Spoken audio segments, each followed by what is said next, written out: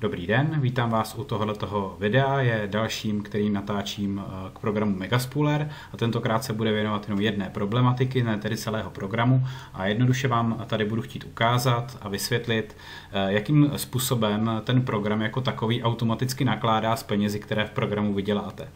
Čili v jakém pořadí je uplatňuje na co a jak přesně to funguje. Předpokladem k tomu, abyste se mohli na tohleto video koukat nebo spíš jinými slovy, jak to řeknu, aby to video vám bylo aspoň trochu srozumitelný nebo abyste věděli, o čem to je, tak je to, abyste o programu Megaspooler něco věděli. Čili ať už jste aktivními členy, anebo jste aspoň minimálně viděli to moje první 20-minutové video, které jsem natáčel a je celé o programu Megaspooler. Pokud jste ho neviděli, tak doporučuji ještě předtím, než si znovu pustíte tohle video, se na něj podívat. Odkaz na to video najdete podle toho, kde na tohleto video zrovna koukáte. Pokud jste na YouTube, tak pravděpodobně pod videem, pokud na nějaké webové stránce, kde to někdo sdílí, tak někde okolo toho videa pravděpodobně bude někde odkaz na to první video. Určitě se na něj podívejte, aby jste měli jasno o tom, o čem tohleto video je. Tak konkrétně tohleto video bude odpovídat na dva časté dotazy uživatelů a členů Megaspooleru.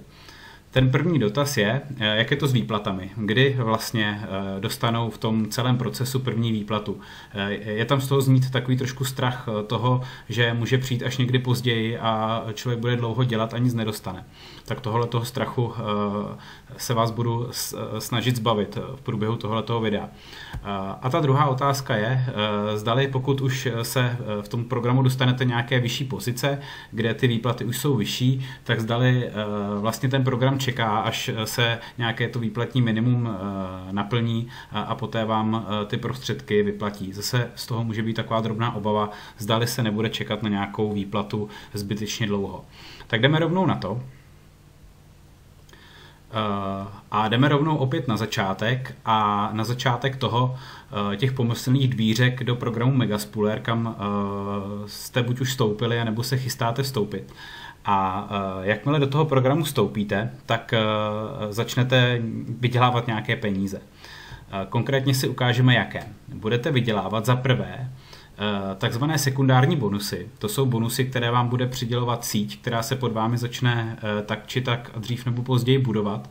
A bude se jednat o sekundární bonusy jak ze vstupních poplatků členů, které budete mít v první linii, tak i z upgradeů, které budete sbírat za lidi, které budete mít od 2. do 7. linie. Tak to budou sekundární bonusy. Zároveň pokud budete aktivními členy, budete dostávat i přímé bonusy za přímé doporučení tohoto programu dalším lidem, čili za jejich vstupní poplatky a všechny upgradey a reinvesty budete dostávat 40% té částky. No a jakmile budete začít sbírat tyhle ty částky, tak oni se budou hromadit do takového jednoho v uvozovkách měšce a z toho se v přesném pořadí budou prostě odečítat částky na provoz tohoto celého systému. Co konkrétně se bude tedy odečítat? Automaticky zcela se z toho budou odečítat prostředky na takzvané upgradey. Upgrade znamená poplatek za nákup vyšších pozic. V tomto programu je skvělé, že prakticky zamezuje chybám nějakého lidského faktoru a všechno se to dělá automaticky a jakmile prostě přijde čas na prostě poplatek za vyšší stupeň, tak to systém sám udělá. Takže to je první věc, která se bude z těch vydělaných peněz postupně strhávat. Potom to budou reinvesty, což je ta naprosto revoluční funkce, kterou má systém Megaspooler a budou se vám tedy odečítat částky za nové virtuální členy ve vaší síti, ze kterých ale následně dostanete odměny, jako kdybyste zaregistrovali úplně nové členy vy. V průběhu celého procesu nebo celého jakoby v uvozovkách života jednoho člena v Megaspooleru těchto nových kanceláří mu systém sám vytvoří až 1000. No a poslední, co se bude z toho strhávat, a to je to, co zajímá asi všechny úplně nejvíc, jsou prostředky do výplaty. No a já vám teď v následující části vlastně ukážu, v jakém pořadí se všechno tohleto bude dít. Tak jdeme na to. Tak, zatím vidíte prázdnou stránku, kterou teď postupně budu odkrývat a naplňovat. Jakmile se vám tedy začnou sbírat nějaké peníze v tom programu, ať už budete aktivním nebo jakoby pasivnějším členem, tak to první, na co se použijou, bude upgrade na druhý level. Ten stojí 1/10 bitcoinu a jakmile prostě tuhletu částku docílíte ve vaší kanceláři, tak systém sám vás hned vystrčí na level číslo 2. Dále druhým krokem bude další upgrade, tedy upgrade na level číslo 3. Ten stojí 0,03 bitcoinu a zase se vám automaticky strhne z peněženky. No a třetí krok už přichází velmi významný. Hned po upgradeu na 3. level se vám začne sbírat v peněžence peníze na první výplatu. Já tomuhle kroku osobně říkám jako takzvaný jakoby bod zlomu. Vysvětlím vám konkrétně, jak to myslím. Jsem přesvědčený o tom, že v tenhle moment, kdy například někdo, kdo ještě projektu tolik nevěří, natolik, aby ho dál doporučoval, a dostane první výplatu, která bude činit 3násobek toho, co vložil do systému, tak si řekne, aha, tak tohle je možná něco, co bude stát za doporučení, anebo minimálně za to, abych si v tom programu vytvořil další kanceláře. A jsem přesvědčený o tom, že docela vysoké procento lidí, kteří do té doby program nedoporučovali, ho tím, jak jim přijde první výplata, doporučovat začnou. Zároveň tohleto číslo, ty 0,03 bitcoinů, je potřeba si zapamatovat, že v Megaspooleru je takzvané výplatní minimum. Tak, čili přichází první výplata a jakmile vám je odeslána v pravidelném výplatním termínu, tak vám začne systém sbírat další peníze na upgrade na 4. level. Ten stojí 1/4 bitcoinu a hned jakmile se provede ten upgrade, tak úplně stejnou částku vám systém vyplatí, čili 1/4 bitcoinu. To už je docela zajímavý výdělek. Zde bych chtěl upozornit na jednu věc. Není to tak, že byste potom nějakou dobu čekali, než se v té kanceláři prostě vytvoří ta částka 1/4 bitcoinu, ale v pravidelných týdenních intervalech prostě jenom systém zkontroluje, zdali splňujete podmínky pro vyplacení provize a nebo výplaty a ta podmínka je prostě jenom, abyste tam v tom systému měli tu minimální částku pro výplaty, což jsou ty 0,03 bitcoinu. No a v pravidelných termínech vám tu výplatu bude vyplácet až do té doby, než navršíte tu částku 1/4 bitcoinu a poté už začne zase sbírat systém peníze na další krok. Tím dalším krokem je upgrade na 5. level. Ten upgrade na 5. level už stojí 1,5 bitcoinu. Jakmile je splněn 5. level, začne vám opět sbírat systém peníze na výplatu a stejně to, co si od vás ten systém vezme, to vám potom na peněženku vyplatí zpátky. A zde už se dostáváme k poměrně zajímavým částkám, které už teď v 7. kroku vám prostě začnou chodit na vaši bitcoinovou peněženku a můžete je buď utratit, anebo je použít na rozvoj svého podnikání tady v Megaspooleru.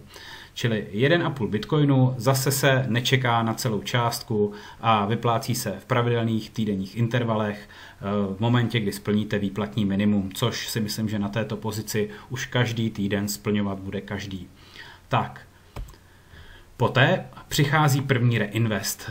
Označil jsem ho jako reinvest 100, čili automaticky vám systém přidělí pod váš registrační link do sítě 100 nových kanceláří, čili 100 nových virtuálních členů.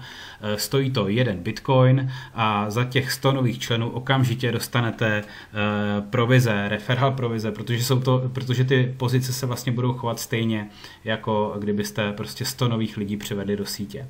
Takže jakmile uděláte 100kový reinvest, tak potom hned následuje výplata, zase tady platí takovéto pravidlo, že to, co do systému vložíte, to vám hnedka dá zpátky. Tak, teď už to trošku zrychlím, přichází upgrade na 6. level, ten stojí 5 bitcoinů a hned poté přichází výplata 5 bitcoinů vyplácená pravidelně na týdenní bázi. Následuje reinvest 200, ten stojí 2 bitcoiny a hned jakmile ho docílíte a získáte dalších 200 virtuálních členů do vaší sítě, systém vám začne sbírat na výplatu a ta bude v hodnotě 2 bitcoinů. Následuje upgrade na ten poslední level. Upgrade na 7. level je za 15 bitcoinů. Jakmile se provede, tak je to poslední upgrade, který se vám provedl a hned vám začne zase systém sbírat peníze na výplatu a ta výplata bude činit už 15 bitcoinů. Dostanete zase v pravidelných fázích vyplaceno 15 bitcoinů, systém vám začne sbírat peníze na reinvest, je to reinvest 300, čili dalších 300 virtuálních členů do vaší sítě, ten je za 3 bitcoiny, jakmile se provede a přidělí vám těch dalších 300 kanceláří pod váš link, tak přichází další výplata a ta je ve výši opět 3 bitcoiny. Začínáme se dostávat ke konci, přichází reinvest 400, čili dalších 400 členů do vaší sítě za 4 bitcoiny a následně už potom chodí už jen samé automatické výplaty, protože už není kam upgradeovat a už jste vyčerpali maximální tu možnou variantu reinvestu na 1000 nových členů do sítě. Čili jste vlastně na konci a už si jenom užíváte pravidelné výplaty. Jsem ale přesvědčen, že každý, kdo už se dostane někde doprostřed tohoto celého procesu, tak bude mít v kanceláři nějaké své další profily a nemusí se teda bát, že v programu skončil, ale může pracovat na těch dalších profilech anebo za ty vydělané částky si založit profily nové a pracovat dál. Tak, čili tohleto, klidně si to video zastavte, podívejte se, jak přesně ten systém pracuje, co přesně dělá, protože tohle je přesně ten proces, který jakoby od A do Z, jak chodí ty finanční prostředky a na co se přesně používají.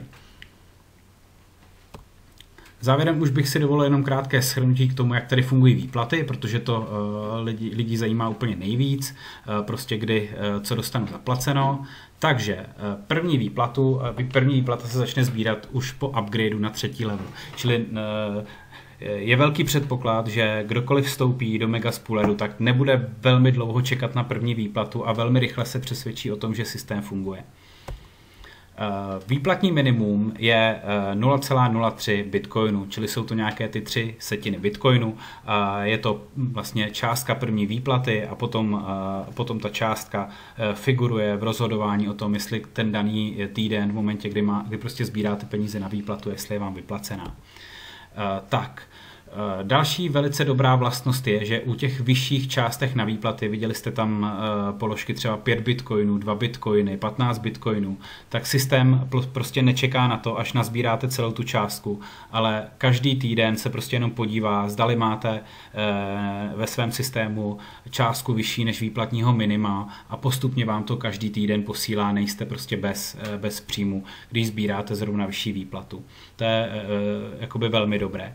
No a jednoduché pravidlo, které už jsem trošku opakoval před chvilkou, je, že to, co vám systém sebere, vám vždycky v dalším kroku vyplatí zpátky na vaší peněženku, až vlastně do té doby, dokud už vám nic ten systém nezbírá, dokud jste splnili všechny upgradey a všechny reinvesty.